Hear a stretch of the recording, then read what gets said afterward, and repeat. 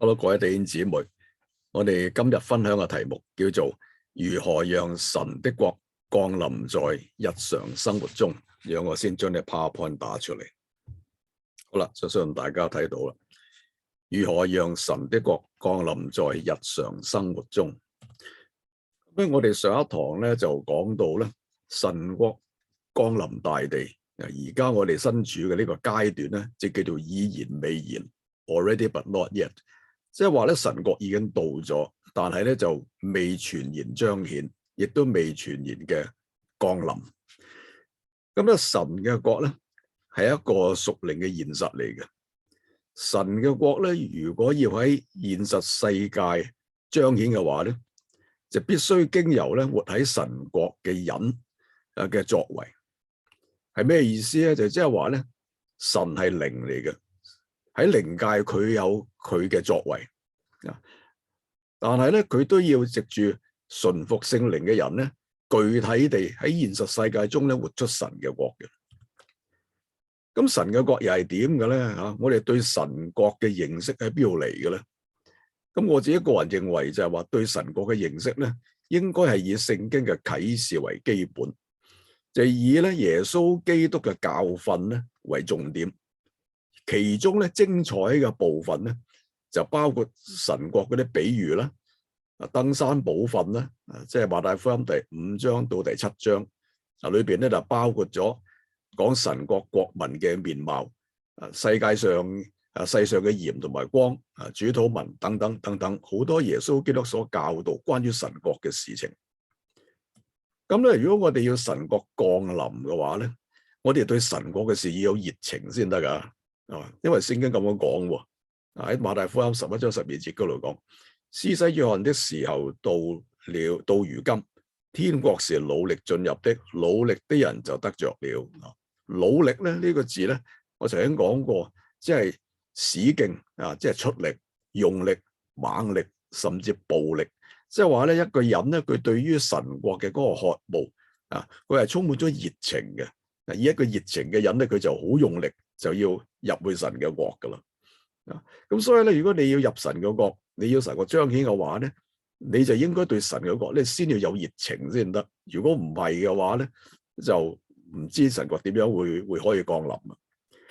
咁神國降臨咧有3個層次嘅。第一個層次咧就係個人，第二個層次咧就係家庭同埋社區，第3個層次咧就係國家同埋國際。咁我自己個人認為就係話，好多時候咧，我哋話我哋要天係神嘅國，要在地上行進，我哋要拓展神嘅國。但係個問題就係話，一個人如果佢自己個人嘅人生裏邊，你都睇唔到有神國嘅蹤跡嘅話，呢一個人佢又點樣拓展神嘅國咧？所以咧，我覺得最基本一樣嘢就係話，當我哋覺得我哋要拓展神嘅國嘅時候啊。咁咧，或者我哋要話要改變社會、改變國家，即係願天國全面降臨。當我哋發出呢一啲豪言壯語之前咧，我哋要先去睇睇我哋自己，我哋自己本身有冇活出神嘅國先？神嘅國有冇先降臨？我哋喺我哋個人嘅人生當中先。咁一講到呢一樣嘢咧，我哋就會講，就係話你必須要活出聖靈嘅果子先。活出聖靈嘅果子，咁聖靈嘅果子咧，就即係話咧，其實係聖靈喺一個人身上嘅彰顯，有9種嘅形態，咁係記載喺加拉太書第5章22到23節嘅。咁我自己覺得就係話咧，我哋要先睇一睇，就係我哋要檢討下我哋自己嗰個心靈狀態先。我哋先要活出聖靈嘅果子。因為咧呢個係神國子民嘅生命素質嚟嘅。如果你話要拓展神嘅國，但係你自己都冇神國嗰個子民嘅生命素質嘅話，我相信你係做唔到嘅。嗱，咁我哋睇睇咧呢個所謂聖靈果子嘅9個面，9種形態係點樣嘅一回事。第一就係仁愛，仁愛係咩嚟嘅咧？係一種願意犧牲自己、成全別人嘅無私精神嚟嘅。咁啊，羅馬書第5章第8節嗰度講，唯有基督在我們還作罪人的時候為我們死，神的愛就在此向我們顯明了。嗱，呢個就係最清楚，我哋應該每一個基督徒都應該知道嘅。所謂嗰一種仁愛犧牲自己嘅無私精神咧，喺我哋耶穌基督嘅人生裏邊，我哋睇得好清楚嘅。嗱，佢為我哋死，佢係為我哋啲唔值得佢嚟到為我哋死嘅人，佢為我哋死。咁呢個咧就係叫做愛，係大愛。咁我哋又睇下，即係我哋喺日常生活裏邊，我哋有冇彰顯到呢種嘅大愛咧？咁我哋就未必需要為人哋死嘅。咁但係就譬如話有啲情況，你會唔會略為犧牲下我哋自己嘅咧？譬如話你搭車嘅時候，搭公共工具嘅時候，或者坐地鐵嘅時候，你見到有人需要坐，或者見到個老人家，或者一個你知道佢行動唔方便，或者佢係懷孕嘅婦女嘅時候，你會唔會讓座嘅咧？你坐喺度舒舒服服，你肯唔肯讓座咧？還是你掛住睇手機，扮睇唔到咧？咁如果咧你會肯讓座嘅話咧，我相信咧你係有啲仁愛嘅精神嘅。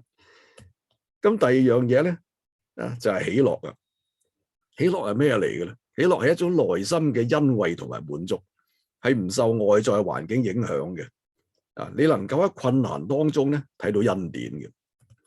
咁喺《使徒行傳》第16章25節嗰度咧，就曾經記載咧，阿保羅同埋西拉咧，就因為傳福音嘅緣故咧，就俾人就拉咗去坐監。咁喺監倉裏邊咧，呢度咁記載，《使徒行傳》16章25節嗰度講，保羅和西拉正在禱告、唱詩讚美神，眾囚犯也側耳聽着。嗱，呢度咧喜樂咧就係佢喺一個唔應該快樂嘅、唔應該喜樂嘅情況之下咧，佢喜樂喎，佢仲可以唱詩讚美神添。嗱，咁我哋又睇下我哋人生裏邊啦，即係喺一啲情況我哋唔應該喜樂嘅時候，我哋有冇喜樂啦？例如咩咧？我哋犯官非，我哋俾人告，我哋都唔知道個結果會係點。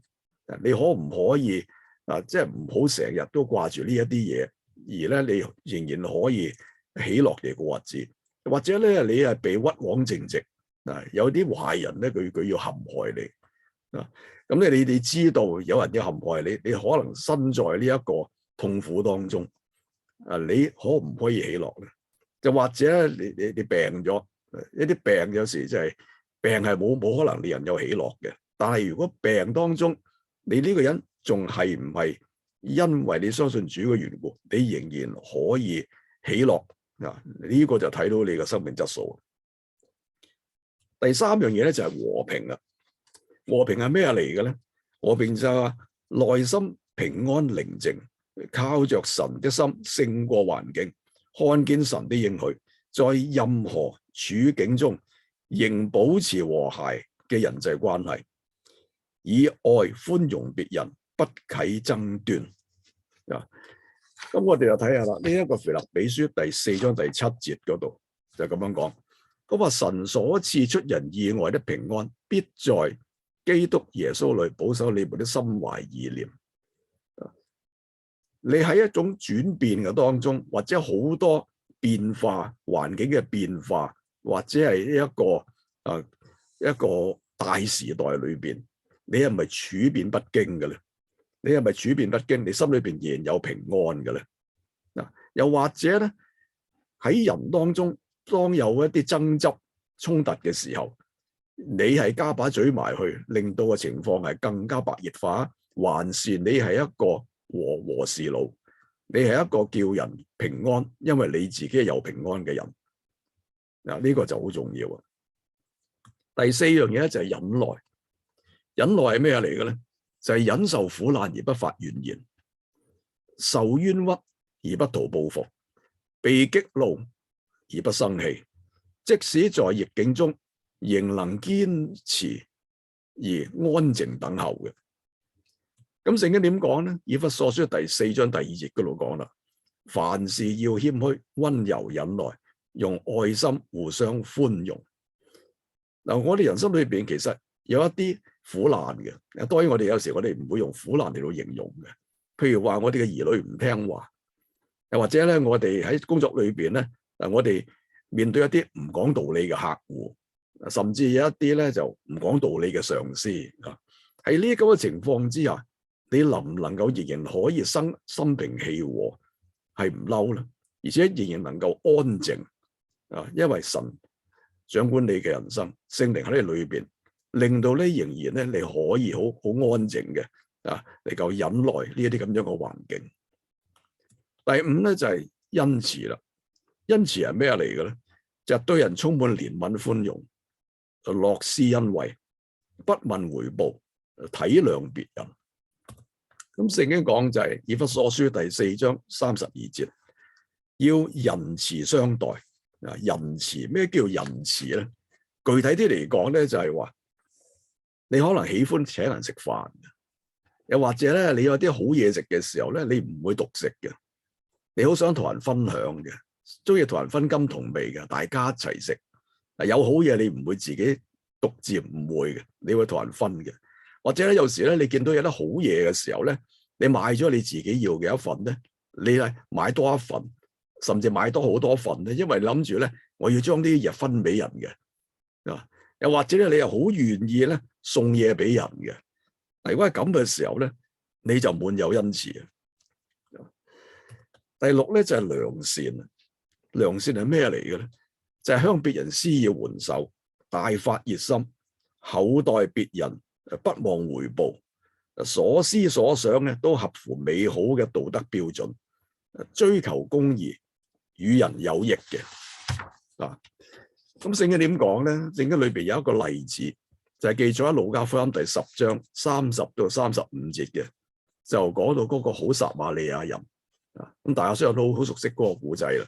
嗰個古仔就係話呢一個撒瑪利亞人咧，就上前咧，就用油同埋酒啦，倒喺一個俾賊佬打劫嘅一個人嘅身上，係幫佢整理個傷口，包裹傷口，然後咧又扶佢上去自己嘅山口嗰度，就帶佢去客店嗰度照顧佢。仲有第二日咧，仲俾埋錢，就俾個店主。然後咧仲話咧，呢個人所用嘅一切嘅費用咧，我翻嚟會俾你嘅。呢個咧就係我所講嘅良善。一個良善嘅人咧，佢可能會好樂意捐助人嘅，好熱心公益嘅，甚至佢願意幫助陌生人嘅。咁呢個人咧，我哋話呢個人係充滿良善嘅。第七咧就係信實啦。信實係咩嚟嘅咧？就係言行一致，唔隨便改變主意，反口覆舌，講一套做一套。佢對神嘅信亦都堅定不移嘅。咁聖經裏邊咧，雅各書第1章17節嗰度咁講，佢話各樣美善的恩賜和各樣全備的賞賜，都是從上頭來的，從眾光之父那裏降下來的，在他並沒有改變，也沒有轉動的影兒。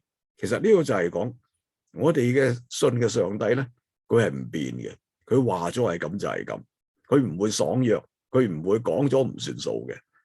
所以一個信實嘅人咧，佢講咗就係噶啦。佢咧亦都會按照佢自己同你所立嘅約而依約而行嘅。佢就唔會古古惑惑咧，表面上咧依約而行，實際上咧就喺度玩弄文字，而令到咧你覺得就係會吃咗虧，係唔會嘅。第8咧就係溫柔啦。點叫溫柔咧？溫柔就唔係陰聲細氣，而係咧內心謙卑，睇別人比自己強。面對人與人之間嘅衝突嘅時候，佢唔係反抗，亦都唔係引起更多嘅紛爭，亦都唔係用激烈同埋苦毒嘅心嚟到對抗，而係以諒解嘅態度回應衝擊。聖經點講咧？提多書3章2節嗰度講：不要毀謗，不要爭競，總要和平，向眾人大顯溫柔。約翰福音13章3到5節嗰度就睇到耶穌另外一個例子。耶穌咧就離席站起來，就除咗件衫，就將一條手巾束腰，然後咧就用水倒喺個盆嗰度，就洗門徒嘅腳。並且用自己所束嘅手巾咧，係幫啲門徒抹腳嘅。呢度係表現啲咩嘢咧？就係嗰種嘅溫柔。溫柔係點樣表現出嚟嘅咧？佢會尊重權柄，佢甚至咧可以紆尊降貴去服侍人，服侍一啲比佢更加低微嘅人。呢個就係溫柔。第九就係節制啦。有節制嘅人咧係能夠控制情慾，唔會放縱肉體嘅歡愉嘅。喺哥林多前書第9章25節嗰度講，凡較力爭勝的，諸事都有節制。他們不過是要得能壞的冠冕，我們卻是要得不能壞的冠冕。一個有節制嘅人咧，相信咧佢唔會瞓咗喺度咧，佢唔肯起身啊，佢唔會賴床嘅，佢唔會暴飲暴食嘅。佢一定會知道就係食嘢咧係適可而止嘅，佢唔會狂買嘢嚟到發泄佢自己內心嘅不平衡嘅，佢更加唔會發癲或者咧長時間或者即係掹起個樣俾人睇，我不高興啊！佢對自己係可以控制得住啊！咁呢個就係節制，呢啲就係聖靈嘅果子。如果你話要呢一個神國降臨喺你生活當中，但係你自己咧又活唔出神國嘅子民嘅樣式嘅話，咁其實好艱難嘅。所以第一樣咧，我哋應該檢查一下我哋個心態，究竟我哋嘅心態，我哋嘅內心世界究竟係點樣嘅咧？有冇呢9樣聖靈嘅果子嘅9個面？嗱，呢個係好重要嘅。如果你冇嘅話咧，我會鼓勵你一樣嘢就係，即係向神嚟到祈求，讓你咧就喺呢個人生裏邊咧，能夠咧就栽種出呢個聖靈果子嘅9個面。因為冇呢啲嘢嘅時候咧，你再講話我要神藉住我降臨嘅話咧，我相信係即係相當艱難嘅。咁第二件事咧，我哋要講嘅就係話咧，我哋要將聖靈嘅果子嘅種子咧，就撒喺別人嘅心裏。咁呢個咩意思咧？呢個其實就係講對人好啲啊，善待別人，知道人哋嘅需要，主動嘅揾機會去服侍別人咁解。我所要指出嘅就係，特別喺恩慈同埋良善呢兩件事上邊嚟講咧，嗱，你係可以咧就能夠善待別人，對別人咧係對別人好啲嘅。例如咩咧？例如香港我哋而家嘅疫情嚟講，有人被居家隔離咗，佢唔能夠出街。如果你係有恩慈嘅話，有良善嘅話咧，你好願意為嗰啲居家隔離嘅人送食物嘅話咧，呢一個咧就係善待別人，就係知道人哋嘅需要，而咧亦都揾機會去服侍別人。咁咧，跟住我哋所講嘅就係，你要成為講古仔嘅能手，成為說故事嘅能手。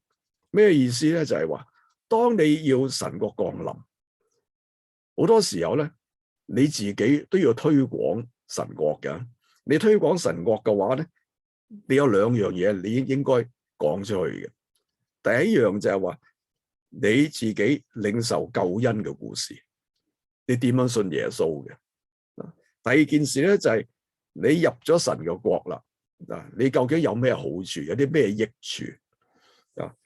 咁譬如話我話俾人知，我以前係一個大奸大惡嘅人嚟嘅，咁咧就有一日我去聽人講耶穌啊，咁然後咧我深受感動，於是咧我就信咗啦。咁信咗之後我好平安，我發覺咧我嘅眼光唔同咗啊。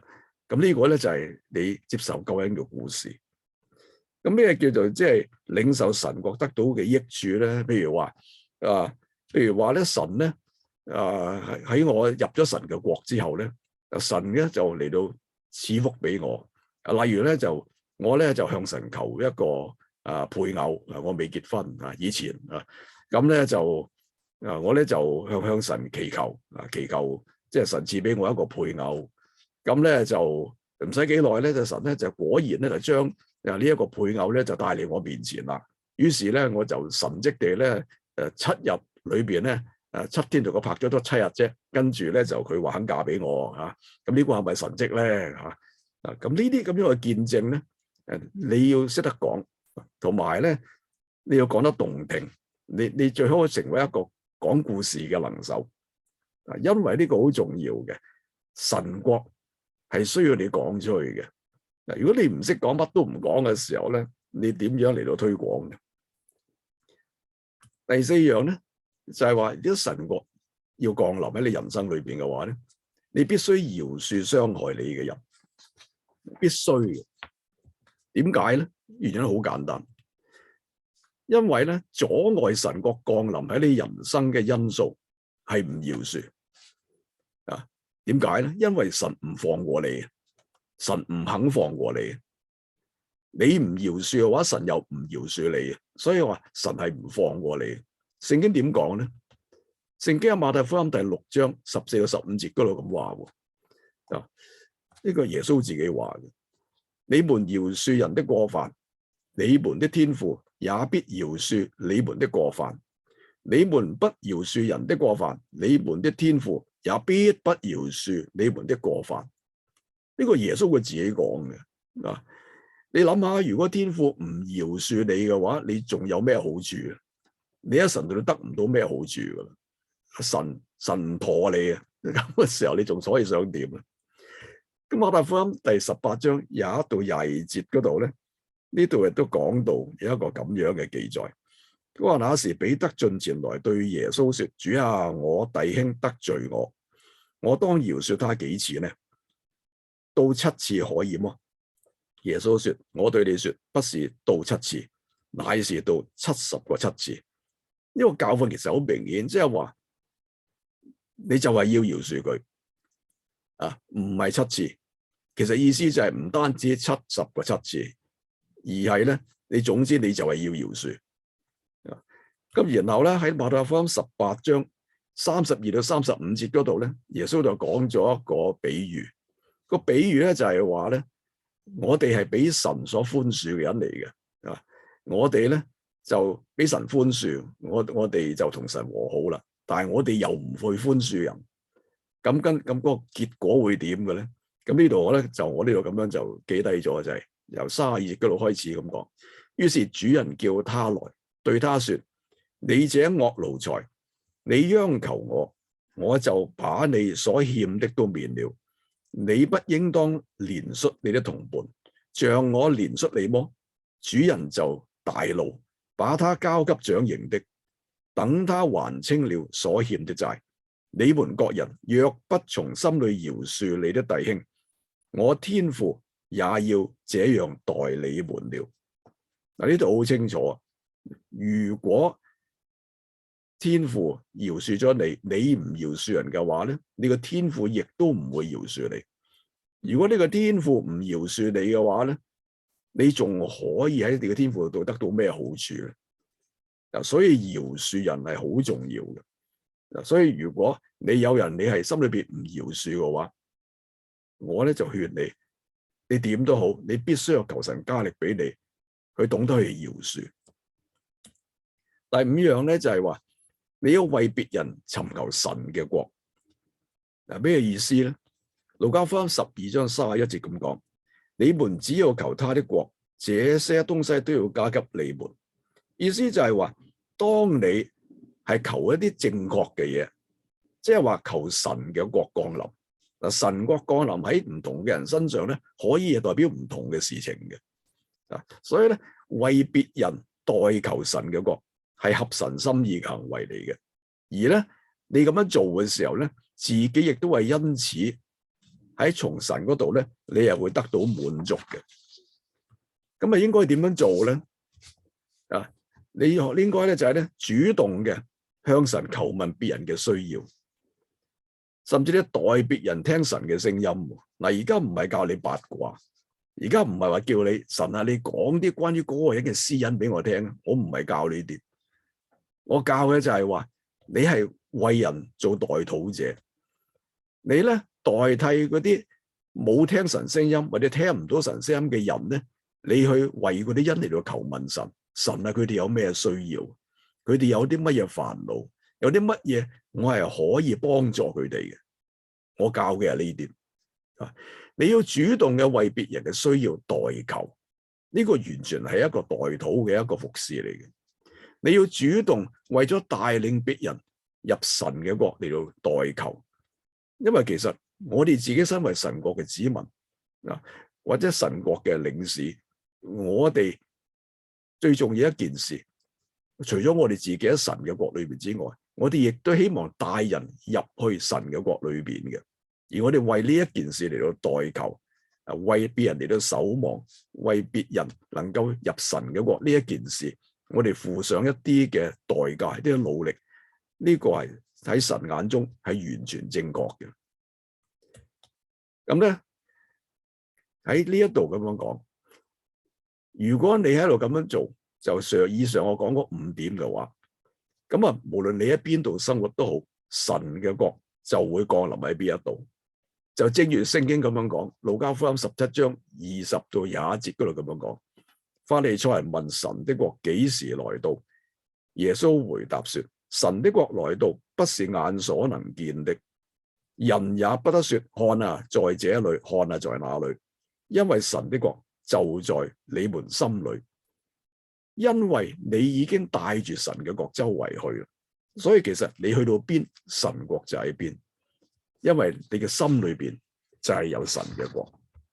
我今日就講到呢度，多謝各位。